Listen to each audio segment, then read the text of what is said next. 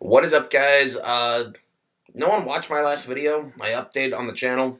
So, anyway, to anyone who watches this, it's Transformers week. I love Transformers. I went to go see the movie today. I'm gonna tell you about it in a different review, but just go see it. Go see it. It's so good. That's all I'm gonna say.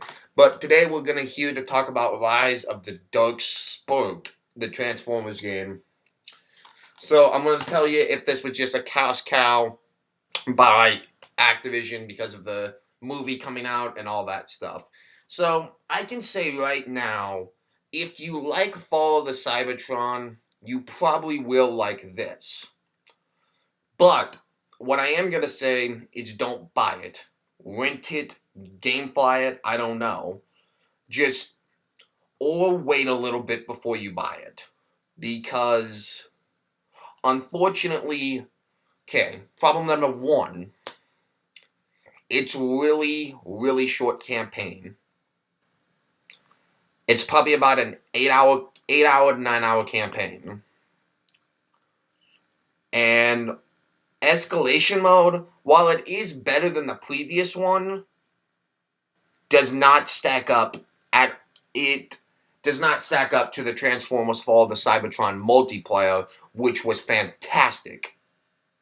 The game has decent escalation mode. It's a major improvement over the Fall of the Cybertron escalation mode, but not there to make me want to pay $60 for this. The price is not there. It's got no meat to its bones whatsoever. Here's another problem. Like I said, the lack of multi. Really. You take away a feature that was in a previous game that did play really well. To me, the Fall of the Cybertron multi was not a throwaway piece of crap like it is in some multis that just stick it in there just to have it when they could work on the campaign more. In that case, let's look at maybe Bioshock 2, a pretty lame multi that could have been awesomely done in. They could have added more content to the campaign. Tomb Raider is a perfect example. If you added maybe 3 to 4 more hours of that campaign, then that would have been maybe Game of the Year. Probably, maybe would have been Game of the Year. But the multi just brought the game down to me. And while this isn't a massive, this isn't a movie licensed games. And here's another problem with the game, is that you, doing combat sometimes in combat, you will say loading, like in the lower right screen it will start saying loading, in mid-combat. It's terrible. It's like a what the hell?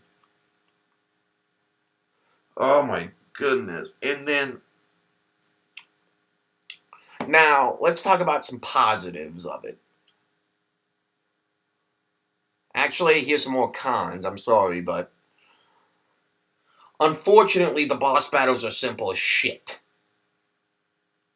Besides the first one, when you had to battle like 3 bosses in a row, I think I died like once on the boss, on like when you had to fight like 3 bosses in a row once. And then, yeah. And then I mean, it wasn't honestly that hard. I'm sorry, but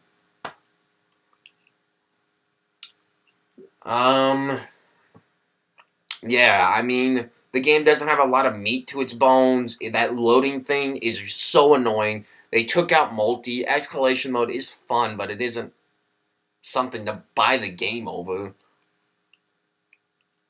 Let's talk about a few positives of escalation mode. You can pick your own transformer. That's pretty cool. You can design it how you want. Like, you can have its powers and all that stuff. That's a really cool thing. but again, nothing to write home about. It is nice variety.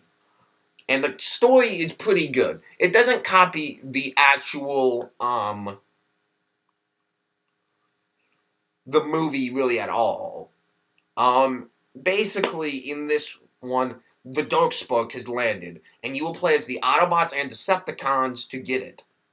Autobots trying to finish off the Darkspark once and for all to get the powers away from the Decepticons. And Megatron being Megatron, he wants it, but so does Lockdown. And I've never heard of Lockdown in my entire life. But he's a pretty much of a badass. He gets the Darkspark, and you must work with the Autobots and Decepticons to try to find it. Now, the Darkspark's power is that it can stop time. Slow it down, basically. And you'll have to work with your Autobots to try to stop Lockdown once and for all. And a pretty good story. Pretty good voice acting. Characters from the movie that were actually pretty cool. Well, really, there's only one. You play as 3 Autobots. You play as Bumblebee for a little bit. Optimus and Drift. So the game overall, the gameplay is just as the same as Fall of the Cybertron. So if you liked Fall of the Cybertron and loved the campaign, I would recommend picking this one up, or if you're a big Transformers fan. But again, wait for the price cut or just rent it. Because escalation mode is something that you're not going to want to keep, honestly. I'm probably going to sell my copy. I won't have anyone to play it with. And escalation mode is something not to keep the game over. So, yeah, I mean, at Transformers Rise of the Darkspark, I don't see it as trying to make a cash cow of the Age of Extinction. I see it more as a game that was trying so hard to revolutionize, I guess, a horde mode, and just thought, I see a game that was just, could have been great, but Hasbro didn't connect, unfortunately. So, I mean, what can I say? I don't believe that the criticism it's getting is just, because this plays nearly identical to Fall of the Cybertron. Only maybe the story is probably shorter. There's not a lot of meat to its bones, and the loading thing's annoying. But with that being said, and again, a pro. Just to me, a pro's Dinobots. Just saying. Dinobots are the coolest thing in the world. You'll hear about a lot about that in my Age of Extinction review. But that's it for this one, guys. For Transformers Rise of the Darkspark, I give Transformers Rise of the Darkspark a 7 out of 10. I'll give it a 7 out of 10. Plays nearly identical to the Fall of the Cybertron. While the meat on the bones, it's very slim, and the loading thing's pretty annoying, the gameplay's just as the same as Fall of the Cybertron. So I'm not going to be really harsh on the game for taking out multi and the loading thing, because escalation mode is a major improvement over the Fall of the Cybertron's escalation mode. So, Rise of the Darkspark does deserve a 7. The campaign is pretty fun, and I really did enjoy it. But, will Age of Extinction flop? Or is Age of Extinction Michael Bay's best production yet? You'll have to find out next time. But yeah, I would recommend the Rise of the Darkspark to anyone that likes Transformers. It's a game that I think is very enjoyable for the time needed. Just the price is the problem. I would recommend picking it up maybe at a $30 or $40 price tag. Alright, that's it for this one, guys. Look out for a couple days for the Age of Extinction review, and then we're going to have to come up with content, guys, because there's nothing coming out. I can't pick up Sniper Elite. There's a lot of, I've had a really crap couple days, so yeah, I've had a really crappy days, so that's why I've had some really crappy days. And I just made this video for you guys to maybe pep some of your guys' spirits up, or maybe pep up mine a little bit.